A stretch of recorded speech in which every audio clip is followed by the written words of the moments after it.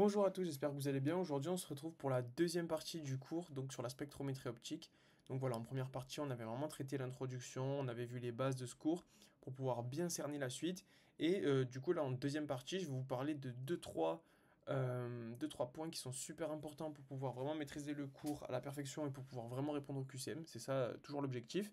Donc, on va vraiment cibler notre apprentissage comme d'habitude. Il y a des passages que je vais pas trop m'attarder dessus, d'autres que je vais vraiment insister. Donc, voilà, si vous avez des questions sur des points que j'ai pas forcément bien traités ou voilà, par manque de temps, on va vraiment, enfin, vous pouvez vraiment m'envoyer des messages sur WhatsApp et j'y répondrai. Il n'y a aucun souci. Il n'y a aucun souci pour ça. Donc là, voilà, on va commencer par le cours. Donc le cours, on s'était arrêté ici. Donc on avait fini tout ce qui était spectre dans son introduction, voilà, dans le début. Là, on va vraiment parler, à proprement parler, des spectres d'absorption et d'émission. Et à la fin, on verra un petit peu comment on va traiter ça. Donc, moi, je vais vous vraiment cibler ce qu'il va falloir retenir très précisément pour les QCM. Et voilà, je vais essayer de détailler un petit peu tout ce qu'ils vous disent. Donc, on va commencer par les spectres d'absorption. Donc, comme on l'a dit, je vais un petit peu le rappeler dans notre première introduction, dans notre première partie, qu'on avait des spectres qu'on disait d'absorption, avec par exemple ici, et des spectres d'émission, voilà, qu'on a ici. Donc voilà, ces différents spectres, on va les retrouver donc dans ce qu'on va analyser maintenant, et vous allez comprendre le lien qu'il y a entre les deux. Donc ici, voilà, on va parler de spectre d'absorption. Donc déjà là, on va parler de molécules à état gazeux. Donc on parle de 5 énergies, niveau d'énergie moléculaire, donc ça, apprenez-les, mais c'est pas super important. Retenez voilà, qu'il y a l'énergie translationnelle, rotationnelle, vibrationnelle et lésionnelle pour caractériser l'énergie totale d'un système. Donc voilà, franchement, c'est pas super important, apprenez-le, mais voilà, moi je vous conseille vraiment pas de vous attarder dessus et de pas vous concentrer là-dessus, il n'y a pas très peu de compréhension dessus. Maintenant, on va parler de molécules à état condensé. Donc ça, c'est un petit peu ce qui est important ici dans notre cours. Et on va voir deux graphiques avec des différentes longueurs d'onde qui vont être mesurées. Et donc ici, on voit que, par exemple, quand on a le benzène à état de vapeur, donc à état gazeux, on va plutôt avoir un spectre qui est d'émission. Parce que comme vous voyez, ici, on est en mode discontinu. C'est-à-dire que c'est pas comme à droite, vous voyez qu'il n'y a pas de trait où on retourne à la base. C'est vraiment ici des longueurs d'onde qui vont être caractéristiques de certains atomes. Ici, par exemple, enfin de certaines molécules ou atomes, ici on a le benzène. Donc par exemple, ici on voit qu'on a un retour à la base, un autre pic, un retour à la base, un autre pic. Donc ici, on va être dans un spectre d'émission, parce qu'on va émettre à certaines longueurs d'onde spécifiques. À droite, par exemple, comme on est dans un système continu, dans un graphique continu, on va avoir un spectre d'absorption. De la même manière que je vous ai montré tout à l'heure, ici, entre guillemets, c'est discontinu, on va émettre à une seule longueur d'onde précise, et ici, ça va être plutôt continu, avec les différentes couleurs que vous voyez là. Donc ça, c'est vraiment, vraiment le schéma qu'il faut se faire dans sa tête, et ça permet de vraiment bien comprendre. Donc voilà, rien n'est ici au hasard, et si vous avez compris ça, c'est super important. Donc ce qui peut vous poser comme question en QCM, c'est le benzène à état de solution est sous forme discontinue ou continue. Donc là, vous savez que c'est continu. Donc continu, on est dans un spectre d'absorption, et discontinu, ça va être plutôt d'émission. Voilà. Donc ça, c'est vraiment quelque chose qui est caractéristique. Donc voilà, là ils vous le disent, à l'état gazeux, les molécules présentent un spectre d'absorption ou une spectre d'émission. Donc si on parle de spectre discontinu parce qu'on est à l'état gazeux, ça va être un spectre d'émission. Voilà, tout simplement, et franchement, c'est pas très dur à comprendre, je pense. Ensuite, ça, je vais zapper un petit peu cette partie et je vais plutôt m'attarder sur ce schéma-là.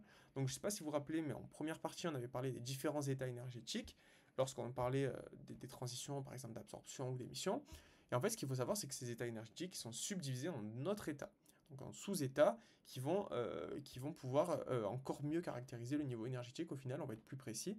Et on a donc les différents niveaux électroniques, ça vous le connaissez, on en avait déjà parlé, N1, N2, N3, etc.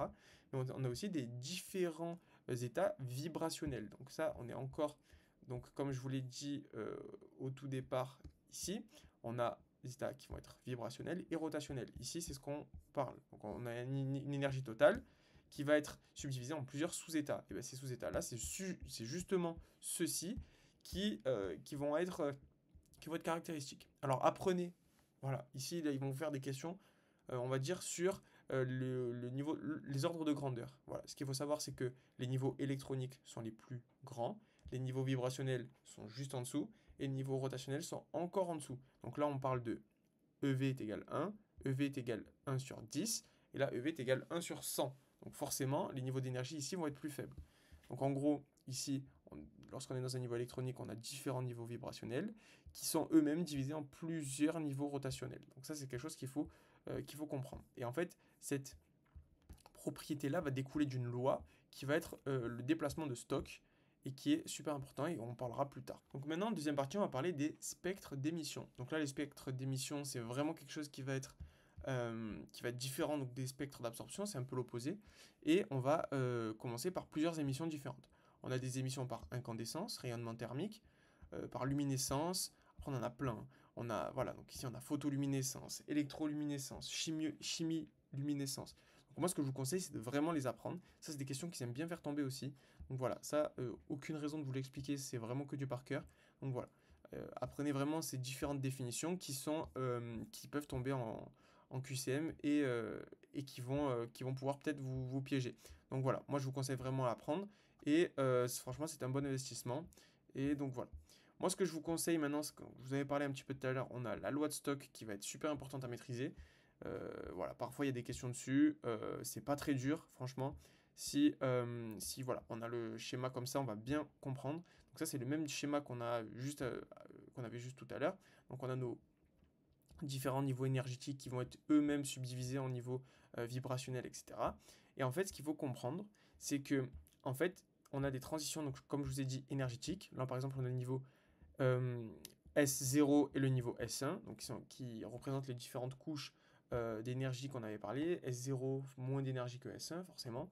Donc ici, on a vraiment un cas typique qui va contredire un petit peu ce que je vous avais expliqué dans la première partie de la vidéo.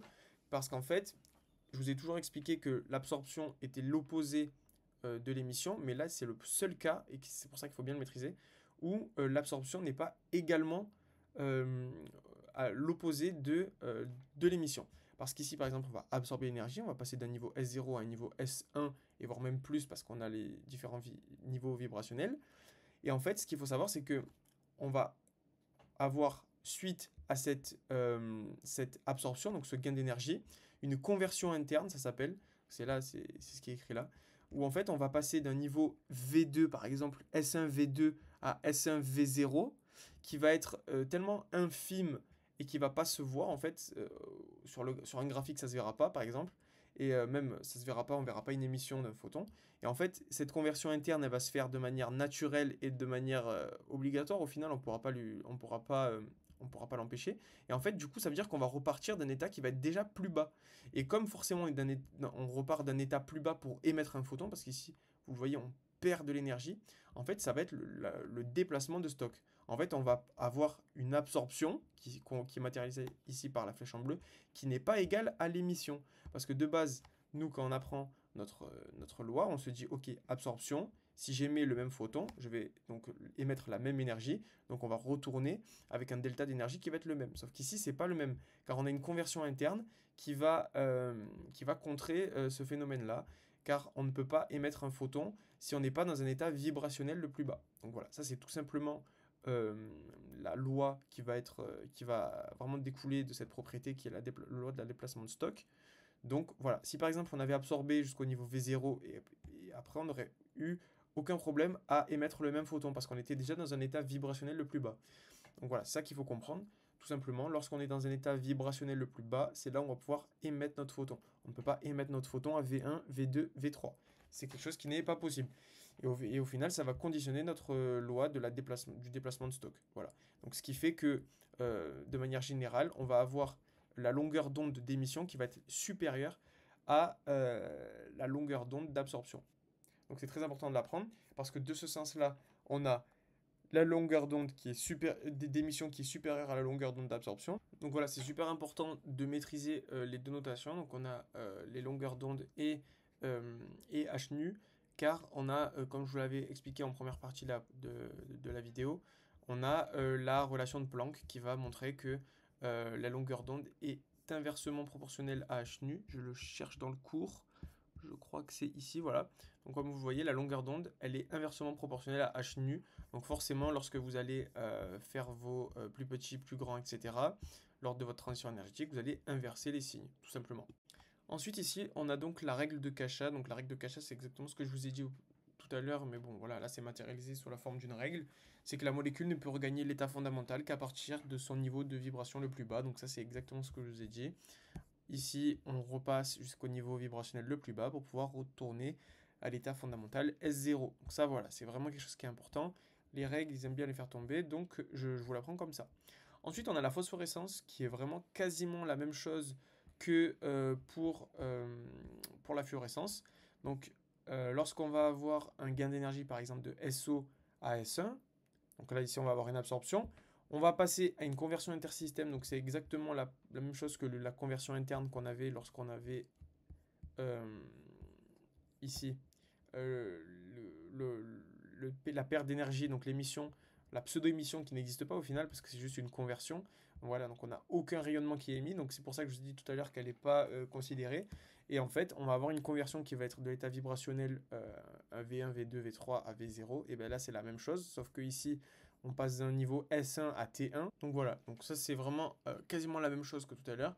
On va passer donc d'un état S1 à T1, qui est un état intermédiaire, avant de repasser à notre état fondamental. Et donc forcément, il va y avoir un décalage. Donc d'où l'histoire du déplacement de stock, qui est encore matérialisée ici par un autre exemple. Donc voilà, l'état triplé T, franchement, ça m'étonnerait qu'il vous pose des questions dessus, mais bon, voilà, apprenez juste que pour la phosphorescence, on a un état intermédiaire qui va être l'état de triplé T, et ici, on va avoir pour la fluorescence un, un état qui va être jusqu'au vibrationnel le plus bas. Voilà. Donc ça, c'est quelque chose qui est pas très dur à comprendre, je pense. Voilà, c'est à peu près la même chose les deux. Ici, on a un grand schéma qui résume un peu tout. Et donc voilà, ça c'est la différence entre phosphorescence et fluorescence. Donc voilà, au final, pour bien comprendre les différences, vous avez les différents deltas d'énergie, delta phosphorescence, fluorescence et absorbé. Et surtout, euh, ne faites pas l'erreur. Donc voilà, là on vous rappelle la relation de Planck, à savoir que l'énergie est inversement proportionnelle à lambda, donc il faut inverser le sens des flèches. Donc ça c'est super important à comprendre. Donc voilà, comme vous avez la phosphorescence où on va redescendre à un état encore plus bas, forcément la transition avec la fluorescence va être encore plus faible lorsqu'on va parler de gain d'énergie. Donc c'est pour ça que on a la phosphorescence qui est tout à gauche, c'est vraiment le plus bas, la phosphorescence, on est là au niveau d'énergie. On a la fluorescence qui est un peu au-dessus, c'est pour ça qu'on a là. Et on a encore l'absorbé qui est encore au-dessus, parce que l'absorbé, elle se situe ici sur notre graphique. Donc voilà, donc si vous faites à peu près l'inverse ici, donc comme j'ai dit avec la relation de Planck, vous avez l'inverse donc des flèches qui va vous être proposées. Ensuite, on termine à la fin avec un truc qui a un peu pas trop rapport, je trouve, c'est bizarre de l'avoir mis dans le même cours, avec donc les méthodes de spectroscopique, donc à savoir la spectrophotométrie. Donc on a en fait, pour vous expliquer, différentes lois qui vont régir donc la spectrophotométrie, à savoir la loi de Bouguer-Lambert et la loi de Beer-Lambert. C'est vraiment pas la même chose. Du coup, c'est super important de faire la distinction, surtout que les noms sont, sont très très similaires. Mais pour vous expliquer vraiment de manière simple, au final, on va avoir un rayon qui va être incident, donc qui va arriver sur une solution. Donc par exemple, je vais vous donner l'exemple qui va vous permettre de vraiment comprendre ce cas-là. Si vous avez par exemple dans votre solution, ici on va parler par exemple si on a un verre, par exemple ça va être très, très facile, un verre dans lequel on va mettre une solution dedans. On va émettre un faisceau laser par exemple sur ce verre, et si vous avez de l'eau, vous vous doutez bien que par exemple le rayon qui va ressortir à travers le verre, si vous avez de l'eau, il va carrément y avoir aucune perte. Donc en fait, le rayon qui va être transmis après va être quasiment intact et donc voilà, on n'aura aucune perte entre guillemets due à la solution. Par exemple, à l'inverse, si vous mettez du coca, par exemple, qui est quelque chose qui est très sombre et beaucoup plus opaque que l'eau forcément, on va avoir un rayon transmis qui va être beaucoup plus faible. Voilà. Et donc en fait, on va mesurer ce delta entre le rayon incident et le rayon transmis, et ça va nous donner l'absorbance de notre solution. Donc vous vous doutez bien que celle du coca et l'eau n'ont rien à voir, et je pense que ça vous a permis de bien comprendre. Donc là, vous avez la loi qu'il faut apprendre. Donc voilà, comme je vous ai dit, c'est matérialisé par parce que je vous ai dit, donc on a l'intensité du faisceau incident, donc ça va être celui-là. L'intensité de la lumière après interaction, donc ça va être celui-là, donc celui après. Et on a le coefficient d'absorption, etc. Ne vous cassez pas la tête avec tout ça. Apprenez bêtement cette formule. Et malheureusement, c'est ce qu'il faut faire. Donc voilà. Donc ça, c'était pour la loi de Bouguer-Lambert. Ensuite, on a la loi de Beer-Lambert. Beer-Lambert qui est très sensiblement la même chose. Donc voilà, on a la loi de Beer et la loi de Lambert. Donc c'est un peu barbare tout ça. Voilà, donc ça c'est exactement le même exemple que je vous avais donné. Si on a un sirop de menthe, plus la concentration de menthe est élevée, plus l'absorbance est grande. Donc ça c'est le même exemple que je vous ai donné avec l'eau et le coca. Donc voilà, au plus on est concentré, au plus on est opaque, forcément au plus on va avoir une absorbance qui va augmenter. Donc là je pense qu'il n'y a pas trop il y a pas trop de difficultés, vous allez juste apprendre malheureusement ces formules par cœur et ils vous donneront pas de calcul ou peut-être peu de calcul à faire je pense. Mais en tout cas moi j'en avais pas eu. Et voilà, donc ce qu'il faut savoir c'est que la loi de la validité de la loi de Beer-Lambert c'est sur une lumière monochromatique, transparente, concentration en soluté faible. Voilà, ça c'est quelque chose qui peut vous faire tomber en QCM, ils aiment beaucoup. Donc voilà, vraiment faire attention et ne pas se tromper. Donc voilà, à savoir monochromatique, transparent et des concentrations faibles qui sont de l'ordre du milligramme par litre ou du gramme par litre. Donc voilà, on a fini notre cours. Je pense avoir été vraiment super vigilant sur les points qu'il va falloir apprendre vraiment pour pouvoir répondre au QCM. Et donc, comme je vous ai dit, on n'a pas forcément le temps ici dans ce format-là de tout traiter. Vous n'êtes pas avec moi en visio pour pouvoir interagir. Donc voilà, n'hésitez pas à me poser des questions et je répondrai sans aucun souci. En tout cas, nous, on se retrouvera pour la suite de ce programme en UE3 et j'espère que vous avez voilà, de bonnes révisions et que tout se passe bien.